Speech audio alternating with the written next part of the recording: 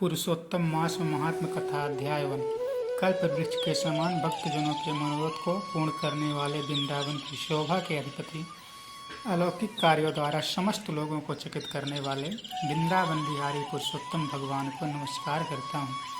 नारायण, नरोत्तम तथा देवी सरस्वती और श्री व्यास जी को नमस्कार कर जय की इच्छा करता हूँ।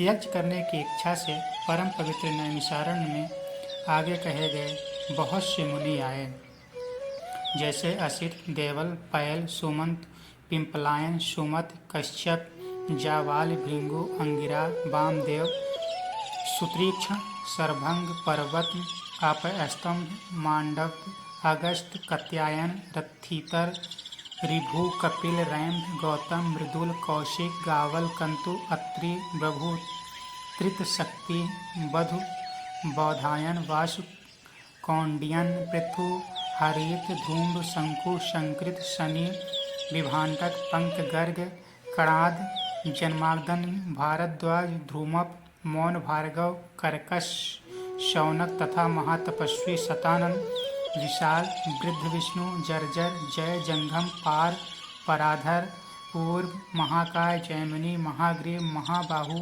महोदर, महाबल, उद्दालक, महासेन, आर्त, अमालक, प्रिय, ऊर्ध्वबाहु, ऊर्ध्वपाद, एकपाद, दुर्धर, उग्रशील, जलाशी, पिंगल, अत्रि, भृगु, शांडीर, करुण, काल, कैवल्य, कलाधार, श्वेतबाहु, रोगपाद, कुद्र, कलाग्निरुग्ण, श्वेतांधर, आद्या, सरभंग, पृथ्वश्रवस आदि। शिष्यों के सहित ये सब ऋषि अंगों के सहित वेदों को जानने वाले, ब्रह्मनिष्ठ, संसार की भलाई तथा परोपकार करने वाले, दूसरों के हित में सर्वदा तत्पर, श्रौत स्मार्त कर्म करने वाले नैमिषारण्य में आकर यज्ञ करने को तत्पर हुए। इधर श्री तीर्थ यात्रा की इच्छा से सूत जी अपने आश्रम से निकले और पृथ्वी का भ्रमण करते हुए उन्होंने नैमिषारण्य में आकर शिष्यों के सहित समस्त मुनियों को देखा। संसार समुद्र से पार करने वाले उन ऋषियों को नमस्कार करने के लिए पहले से जहाँ वे इकट्ठे थे वहीं प्रसन्नचित्त सूत जी भी जा पहुँचे। इसके अनंतर पेड़ की लाल छाल को धारण करने वाले प्रसन्न मुख, शांत, परामार्थ, विशारद, समस्त गुणों से युक्त, संपूर्ण आनंदों से परिपूर्ण, ऊर्ध्व पुंडधारी, राम नाम मुद्रा से युक्त, गोपी चंदन मित्रिका से दिव्य, शंख चक्र का छापा लगाए, तुलसी की माला से शोभित, जटा मुकुट से भूषित, समस्त आपत्तियों से रक्षा करने वाले, अलौकिक चमत्कार को दिखाने वाले, भगवान के परम मंत्र को जपते हुए, समस्त शास्त्रों के सार को जानने वाले, संपूर्ण प्राणियों के हित में संलग्न, जितेंद्रिय तथा क्रोध को जीते हुए, जीवन मुक्त जगत गुरु श्री व्यास की तरह और उन्हीं की तरह निष्प्रह आदि गुणों से युक्त उनको देख उस नैमिषारण्य में रहने वाले समस्त महर्षिगण सहसा उठ खड़े हुए। विविध प्रकार की विचित्र कथाओं को सुनने की इच्छा प्रकट करने लगे। तब नम्र स्वभाव सूत जी प्रसन्न होकर सब ऋषियों को हाथ जोड़कर बारंबार दंडवत प्रणाम किया। ऋषि लोग बोले, हे सूत जी, आप चिरंजीवी तथा भगत वक्ता होंगे। हम लोगों ने आपके योग्य सुंदर आसन लगाया है। हे महाभाग, आप थके हैं, यहाँ बैठ जाइए। ऐसा सब ब्राह्मणों ने कहा। इस प्रकार बैठने के लिए कहकर जब सब तपस्वी और समस्त जनता बैठ गए, तब विनयपूर्वक तपोवृद्ध समस्त मुनियों से बैठने की अनुमति लेकर प्रसन्न होकर आसन पर सूत जी बैठ गए। तदनंतर सूत को सुखपूर्वक बैठे हुए और श्रम रहित देखकर पुण्य कथाओं को सुनने की इच्छा वाले समस्त ऋषि यह बोले, हे सूत जी, हे महाभाग, आप भाग्यवान हैं। भगवान व्यास के वचनों के हार्दिक अभिप्राय को गुरु की कृपा से आप जानते हैं। क्या आप सुखी तो हैं? आज बहुत दिनों के बाद कैसे इस वन में पधारें? आप प्रशंसा के पात्र हैं। हे व्यासशिष्ट शिरोमणि, आप पूज्य हैं।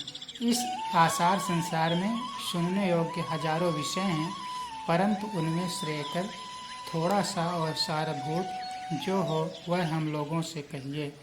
हे महाभाग, संसार समुद्र में डूबते हुओं को पार करने वाला तथा शुभ फल देने वाला आपके मन में निश्चित विषय जो हो वह हम सभी लोगों से कहिए।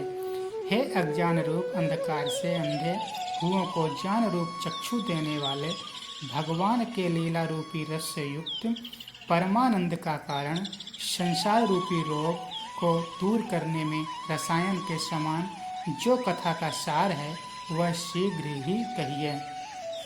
इस प्रकार शौनकादिक ऋषियों के पूछने पर हाथ जोड़कर सूत जी बोले, हे समस्त मुनियों, मेरी कही हुई सुंदर कथा को आप लोग सुनिए।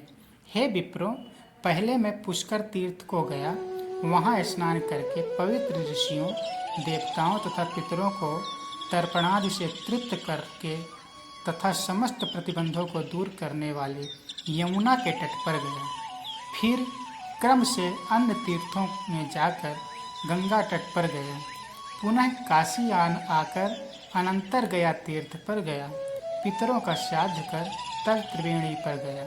तदनंतर कृष्णा के बाद गंडकी में स्नान कर पुलह ऋषि के आश्रम पर गया। धेनुमती में स्नान कर फिर सरस्वती के तीर पर गया। वहाँ हे विप्रो, तीरात्र उपवास कर गोदावरी गया। फिर कृतमाला, कावेरी, निर्विंधा, ताम्रप्राणिका, तापी, वैहायसी, नंदा, नर्मदा, शर्मदा नदियों पर गया। पुनः चर्मवंती में स्नान कर पीछे सेतुबंध रामेश्वर पहुँचा। तदनंतर नारायण का दर्शन करने के हेतु बद्री वन गया। तब नारायण का दर्शन कर वहाँ तपस्वियों को अभिनंदन कर पुनः नारायण को नमस्कार कर और उनकी स्तुति कर सिद्ध क्षेत्र पहुँचा। इस प्रकार बहुत से तीर्थों में घूमता हुआ कुरु देश तथा जांगाल देश में घूमता घूमता फिर हस्तिनापुर गया।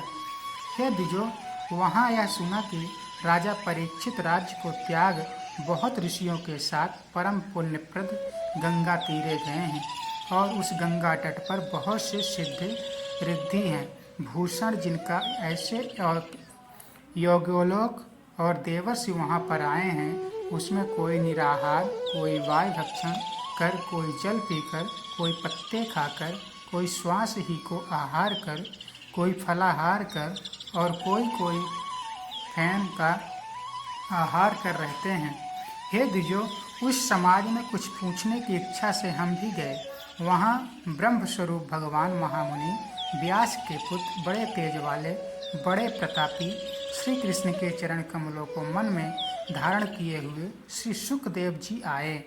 उन 16 वर्ष के योगीराज शंख की तरह कंठ वाले, बड़े लंबे चिकने वालों से घिरे हुए मुख वाले, बड़ी पुष्ट कंधों की संधि वाले, चमकती हुए कांति वाले, अवधूत रूप वाले, ब्रह्म रूप, थूकते हुए लड़कों से घिरे हुए, मक्षिकाओं से जैसे मस्त हस्ती घिरा रहता है, उसी प्रकार धूल हाथ में ली हुई स्त्रियों से घिरे हुए सर्वाग धूल रमाए महामुनि सुखदेव को देखकर सब मुनि प्रसन्नतापूर्वक हाथ जोड़कर सहसा उठ खड़े हो गए। इस प्रकार महामुनियों द्वारा सकृत भगवान शुक को देखकर पश्चाताप करती हुई स्त्रियां और साथ के बालक जो उनको चिढ़ा रहे थे दूर ही खड़े रह गए और भगवान शुक्र को प्रणाम करके अपने अपने घरों की ओर चले गए। इधर मुनि लोगों ने सुखदेव के लिए बड़ा ऊंचा और उत्तम आसन बिछाया। उस आसन पर बैठे हुए भगवान शुक को कमल की कणिका को जैसे कमल के पत्ते घेरे रहते हैं, उसी प्रकार मुनि लोग उनको घेर कर बैठ गए। यहाँ बैठे हुए ज्ञान रूप महासागर के चंद्रमा भगवान महामुनि व्यास जी के पुत्र शुकदेव ब्राह्मणों द्वारा की हुई पूजा को धारण कर तारागणों से घिरे हुए चंद्रमा की तरह शोभा पा रहे थे। इति बृहन्त्रत्रिय श्री पुरुषोत्तम मास महात्मने प्रथमो अध्याय। हरि शरणम बोलिए शंकर भगवान की जय। हर हर महादेव। पार्वती पतये नमः।